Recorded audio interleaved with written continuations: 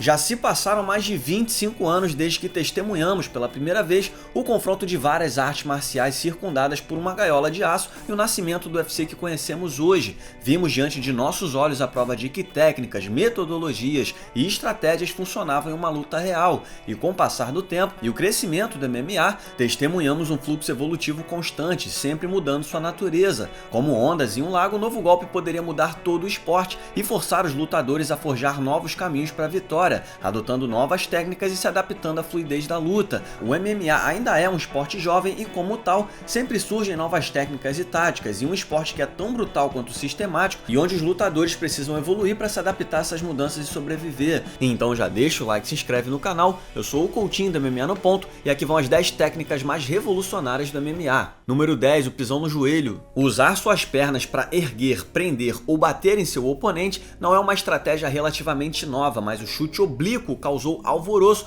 quando estourou no MMA. No, God, please, no! No! No!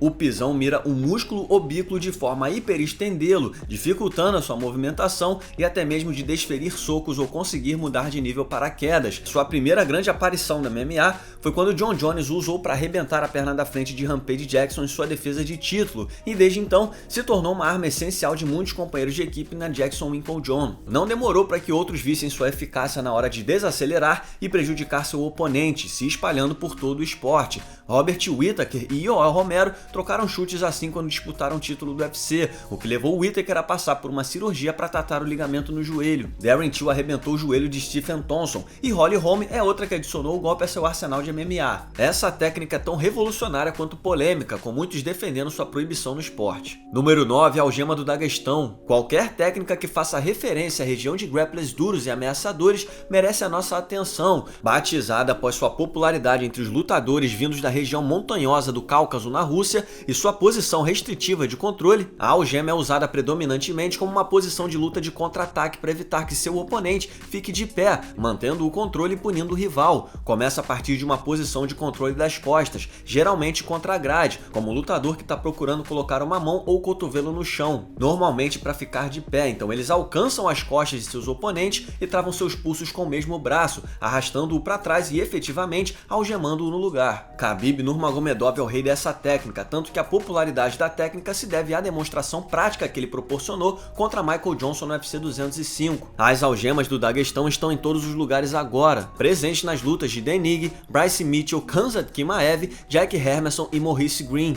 Ele oferece muito controle sem abrir mão de espaço para o ground and pound, se tornando a queridinha dos grapplers de MMA. Número 8, leg locks. Como bem disse o treinador de grappling John Danaher sobre os leg locks, por que você ignoraria 50% do corpo humano? E isso descreve perfeitamente o movimento que a gente está falando. Vimos ataques de perna serem usados desde o UFC 1, quando Ken Shamrock pegou o calcanhar em Patrick Smith. Mas além desses ataques ao calcanhar, tivemos uma evolução recendente no jogo de leg locks no MMA. Tradicionalmente, os leg locks foram abandonados nos primeiros anos do UFC, já que muitas vezes te colocavam em uma posição de risco caso você falhasse no ataque. Que fique claro que esse não é a famosa guarda 50-50 que vemos no jiu-jitsu. Os leg locks foram capazes de adicionar uma diversidade ao jogo de luta de MMA, como os rolamentos do Imanari usados por Rory MacDonald, Ryan Hall e Tony Ferguson para voar nas pernas dos rivais quando as quedas não estão dando certo. Ou então as rasteiras seguidas de ataques à perna, como Jack Hermansson mostrou brilhantemente contra Kelvin Gastelum. Ou até mesmo ataques improvisados, como Ariane Lipski, Aljamain Sterling ou Zabit Magomed Sharipov arrebentando os joelhos alheios de posições incomuns. Os leg locks são perigosos e devem ser respeitados como tal, e certamente adicionaram um novo elemento ao grappling de MMA. Número 7, golpes no fígado. Se você chegar ao mais alto nível no MMA, é garantido que você é bom pra caramba no que faz, mas sempre houve uma maneira segura de derrubar qualquer oponente que simplesmente não desiste, não importa quantos socos eles tomem na cabeça. Para isso, você precisa atacar o corpo. Embora os golpes no corpo sempre tenham feito parte do MMA,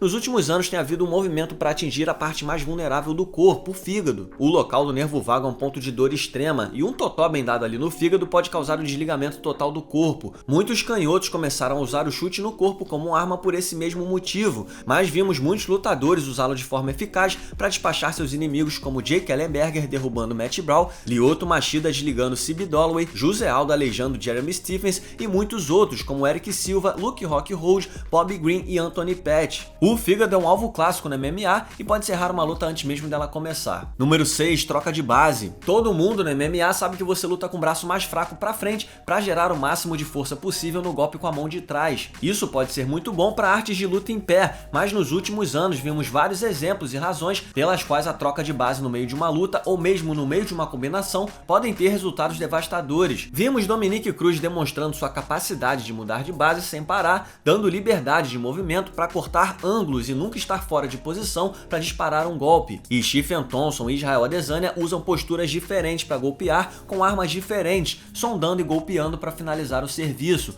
Lutadores como Tony Ferguson, TJ Dillashaw e Dustin Poirier trocam de posição enquanto avançam e atacam, permitindo que passem de jabs a diretos para golpear com mais força. Max Holloway e Alexander Volkanovski fazem excelente uso dessa técnica, mudando de base e golpes ao mesmo tempo para induzir o adversário ao erro. Combinado com chutes nas pernas, tempos de luta e padrões de ataque, tem muitos motivos para adicionar esse estilo ao seu arsenal. O esporte continua a evoluir e é importante estar atualizado em todos os sentidos. Número 5, chutes frontais. O MMA demorou muito para se transformar no esporte que você vê hoje. Embora chutar sempre tenha feito parte da história de muitos lutadores, foi o grappling e os socos que tiveram mais sucesso no início de tudo. Só quando Anderson Silva nocauteou Vitor Belfort com chute frontal em 2011 e Lyoto Machida seguiu o exemplo ainda naquele ano contra Randy Couture, que começamos a ver explodir no cenário do MMA. Ele assumiu várias formas desde então, seja o chute do Muay Thai ou o chute rápido do Karatê, que se tornou figura carimbada no arsenal de muitos strikers. Vimos uma onda de golpes efetivos no corpo, como Conor McGregor em Chad Mendes, Travis Browne contra Alistair Overeem, além de Joanna Jedrzejczyk frequentemente mirando o queixo das rivais com esse golpe. O chute frontal pode ser usado de muitas maneiras e com muitos alvos diferentes, se tornando uma técnica tão eficaz por ser rápida de disparar e difícil de ser lida, além de ser utilizável em longas distâncias. Embora não seja uma das novidades mais devastadoras do MMA,